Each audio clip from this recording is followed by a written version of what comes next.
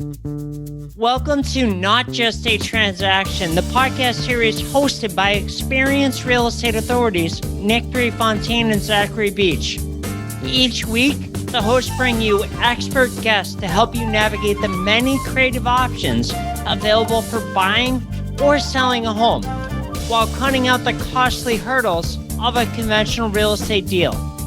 Good afternoon and welcome everyone to another exciting episode of Not Just a Transaction, the home buyers and sellers show. Today I'd like to have a very special guest. I'd like to welcome to the show John Martinez. Over the course of 20 years, John has gone from struggling all-commission insurance salesperson to a nationally recognized sales expert. Along his journey, John has held many sales-related roles: account executive, sales manager, VP of sales, sales and marketing director, and corporate sales trainer. John has completed over 4,000 hours of study on sales and how people actually make decisions, what really drives them to take action. His approach to sales combines neuroscience, experimental, and behavioral economics, and cognitive and social psychology. John has personally trained over 200 real estate investment companies, hundreds of salespeople, acquisition agents, and has achieved amazing results. John is a go-to expert in the field of REI acquisition and sales. Today, he works with the best of the best in the real estate investment industry, the top 5% who are doing between 50 and 100 deals. Per year, I can actually speak from firsthand experience. My brother-in-law, Zach, completed John's free 21-day challenge and then went out for a boot camp a few years ago. John and I were just reminiscing about that and had a great experience. I actually still to this day use principles that I learned with you, John, in that room over the course of those 2 days in that boot camp. So it enables me to really help people better, help serve people. So John, welcome to the show. Thank you. Thank you for having me. I appreciate it. John, I know I've read a little bit of your bio, but right from you, tell the listeners about who you are.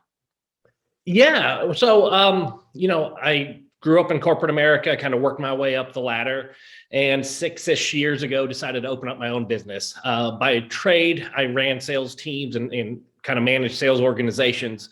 And always the most rewarding part of that was training people how to sell correctly. Because it's not just another transaction, as the show, the name of the show.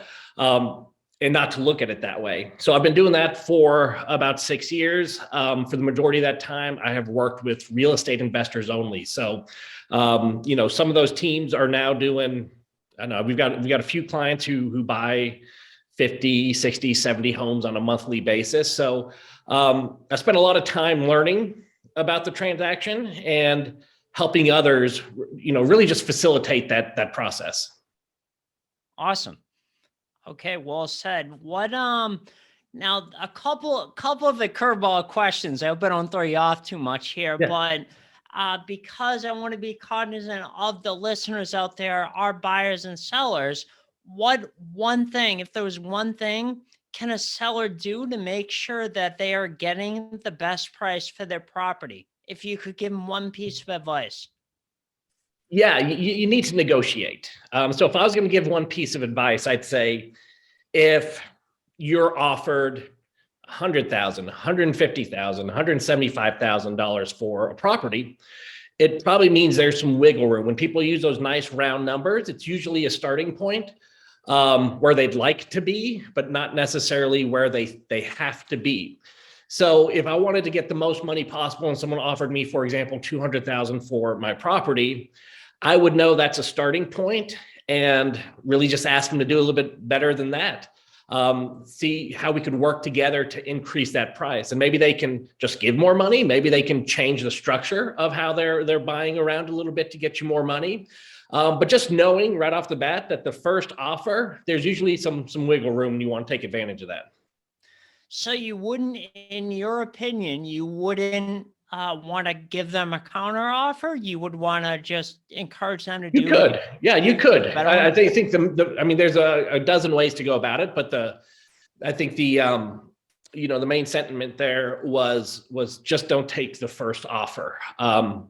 There's usually a lot more play in those numbers than the original offer. So obviously someone buying a house wants to get it for the best price possible. And obviously someone selling the house wants to get it for the most money possible. So usually you end up far away and you meet in the middle somewhere.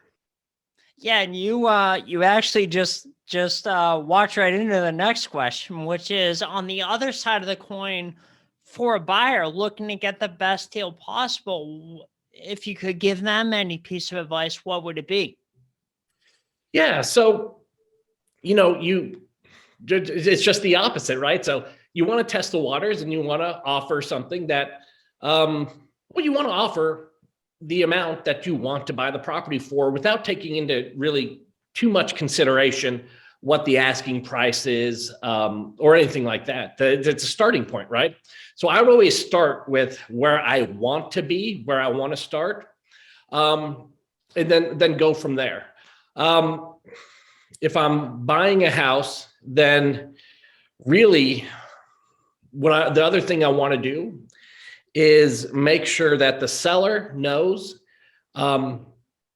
I'm putting my best foot forward and giving them a good deal. So if you start low and the seller doesn't accept it, then you want to work your way up. But as you give more money, you want to make sure it's a good, fair kind of give and trade negotiation, where if you're going to give more money, maybe you start at 100 and they say, I need at least 150. You say, I could give 120, but I need X, Y, Z.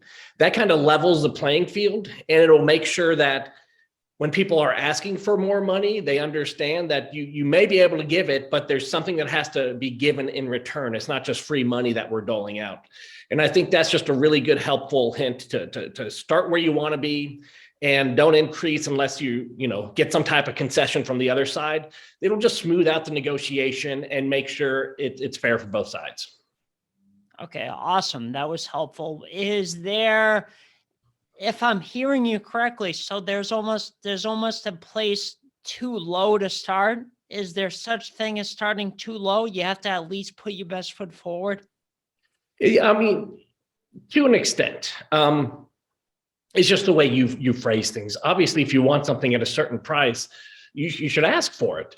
But you just have to be cognizant of the fact that somebody might be offended, right? It might be far below what they were hoping for. And even the offer was just offensive to them because, why waste my time? So it's important when you make that first offer to just let them know that you understand it might not be acceptable. You don't even have to make the offer. You can kind of feel out the waters by saying something like, listen, as I looked at your house, I know what they're going for, but I was hoping I'd get this place for somewhere around $100,000. That's probably a number you wouldn't even consider, right? So you at least get that first number out there. You let them know this is where I want to be, but you also soften it a little bit so they're not offended. And, you might hear, hey, we're pretty close, or, whoa, we're real far off. I wanted to be at 150, but it's a good starting point. It's a good starting point to at least insert that number in your first line of questioning. Awesome. Right. That's very helpful for everyone. Now we covered it a little bit with the first question, who you are, but what do you do? Go a little bit deeper into what you talked about before, what it is you do on a day-to-day basis like today, not necessarily what you've done in the past, because I know you have some great stories in your bag of tricks, so to speak. Your background, you have a great background and a great story. However, what is it that you're doing today? Yeah, so today I run a sales training company. We are primarily focused in the real estate space, people buying and selling homes. We're in a few other industries that I have other trainers take care of for me, and I'm in the process of buying some businesses. We just purchased our first one 2 months ago, and got that scaled up nicely. And now we're hunting for our next business. But primarily day to day, what I do for the majority of my day is really helping people learn how to buy and sell, because it's really just helping someone through a decision process, really just laying everything out on the table and having a systematic way to make a good decision. So that's what I spend the majority of my time doing. Awesome. And I want to say for everyone, and a compliment to you, John, since I had the boot camp, Zach and we flew out to St. Louis, and we were in your boot camp for a couple days. It's almost as if the walls are brought down. And really a light bulb went off in my head when we were sitting in the room, like, oh, it doesn't have to be so black and white with people's walls up, like, a hard, I'm negotiating kind of thing.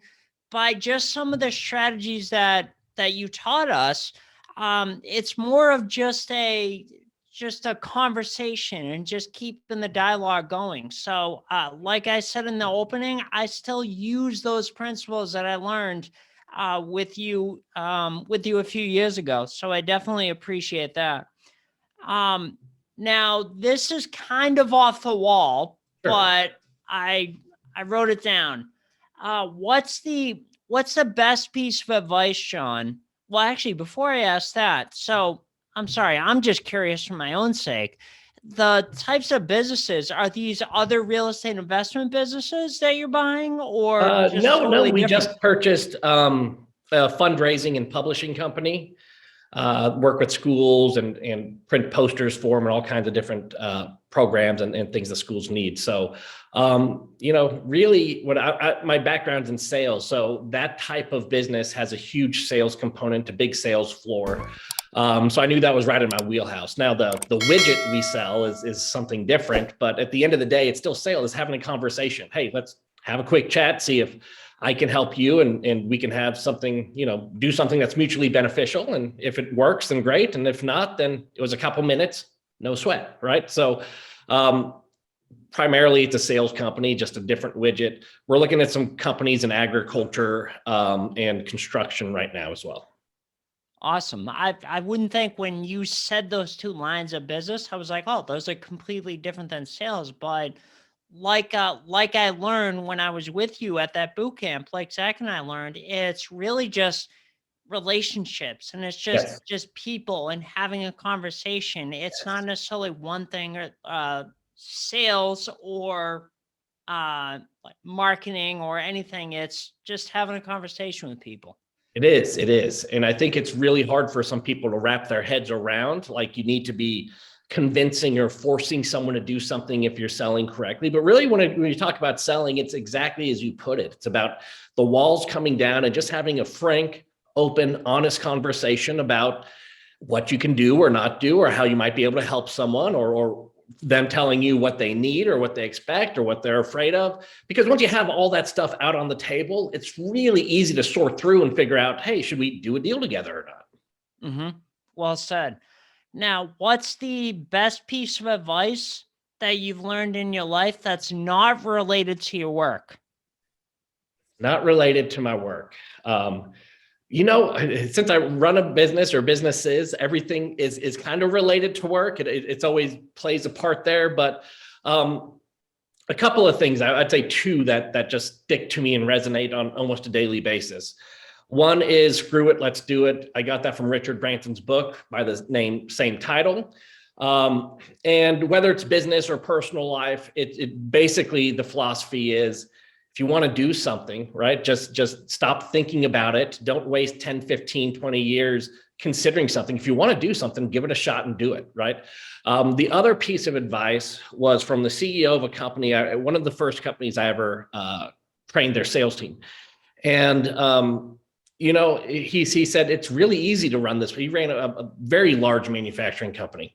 We were talking about his job and the stresses. He says, it's not stressful. And I go, well, what do you mean? You've got, 400 employees and a lot of moving pieces, and you're in technology and this. And he goes, well, because I just live by this philosophy, always do the right thing. And lots of people come to me with these questions they think are complex. And I just say, well, what's the right thing to do? And that's always a super easy answer. So always do the right thing has always stuck with me. Now I've got managers who run my other companies, and whenever they ask me the same question, hey, what do we do about this? Just, well, what's the right thing to do, right? And that's really been a guiding principle that has simplified life for me.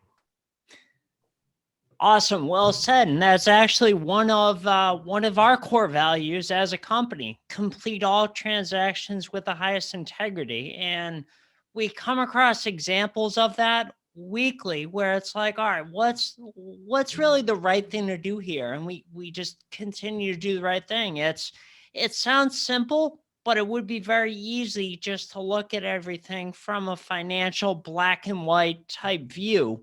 Yeah. And it's where the rubber meets the road is when challenges come up in the business, you do the right thing.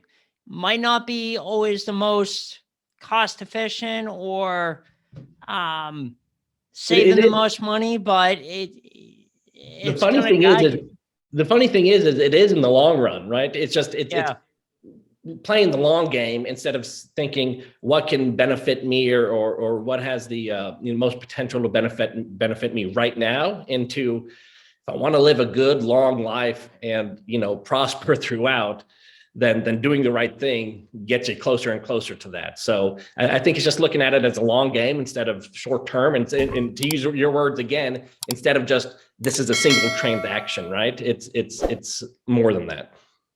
Absolutely. And I think, again, we didn't even plan this, but the flow of the questions is working on marvelously. Excuse me, I can't talk today. It's the last question I wanted to ask you, John, is why is it not just a transaction to you? In other words, why do you give a shit? Yeah. Well, because it's important. It's life-changing. It's personal. It's emotional. The impact of buying or selling a property can impact how you live your life, what you think about, how you can take care of family members, options you have. It's life-changing. So you have to realize that when people look at those types of decisions, and when we all make those types of decisions, we look at it through a lens of not just transactional lens of, okay, there's this value on paper, and then here's the offer, and when it matches, I'll sell. There's so many other things we take into account, like some of those things I mentioned, that play a very significant factor in those decisions. So if it was transactional, it'd be pretty simple. You just say, here's my price, and anyone who can meet it, that's what I'd sell at, or vice versa. But really, you have to realize the human component, and there's so much more impact and so much more that a decision to buy or sell a property, has beyond just the bank statement. Absolutely. Well said. I don't want to muddy the waters with any more. I think that's perfect, John. That's a perfect way to wrap it up. If you're a buyer that's interested in possibly buying through our rent-to-own program, head to our website. That's prepropertysolutions.com. Once you're there, have a look at the video that we have right in the homepage that goes over how our rent-to-own program works. If it is a good fit for you, make sure you sign up for our new property updates and check out all the homes that we have available right now. We'd love to get you into something sometime soon. If you're a seller out there, head to that same website, prepropertysolutions.com. Make sure you fill out a contact us form, and someone from our team will be in touch with you real soon. Hey, thanks again, John. It was great spending a little bit of time and catching up with you again today. And I hope you enjoy the rest of your day and week. Thank you, Nick. Thanks for listening to another episode of Not Just a Transaction. If you want to learn more on selling a home, buying a home, or resources to learn more, head on over to our website at originalre.com.